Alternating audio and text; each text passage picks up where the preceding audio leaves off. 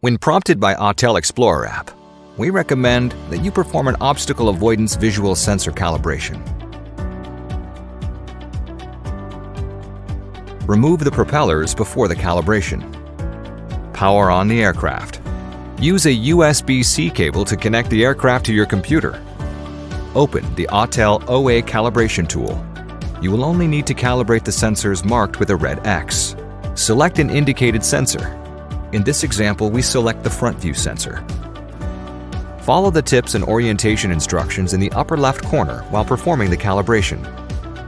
Move the aircraft closer or further from the screen to align the red brackets with the green brackets.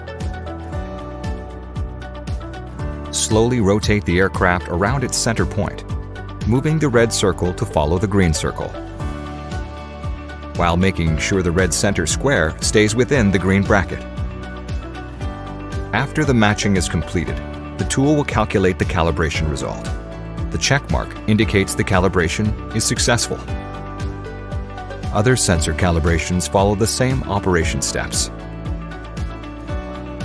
You may find it necessary to fold some or all of the arms, depending on your computer and screen configuration, in order to properly orient the aircraft to successfully calibrate the sensors.